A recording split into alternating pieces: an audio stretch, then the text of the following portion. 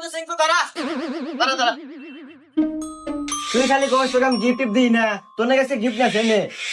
তাই নাকি বন্ধু? জায়গা খুশি হলো। খুলিস না কে? এই গিফট তুই তখনই খুলবু যখন তুই খুব বিপদ থাকবু, বিপদ তোর পিছনে ছাড়তেইছে না, তখন আমার কথা মনে হলে তুই এই সময় গিফট খুলবু।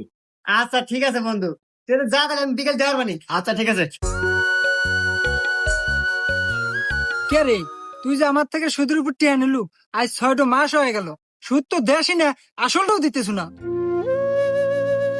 ভাই আমার খুব ক্রাইসিস চলতেছে ভাই, আমাকে আর একটু মাস সময় দেন ভাই, আমি আপনার টিয়া দিয়ে দেবো। তোকে আর 1 সেকেন্ড সময় দিয়ে আরাম না, এ যে গাড়ি নিয়ে গেলাম, টেহা দিয়া গাড়ি নিয়ে যাস যা।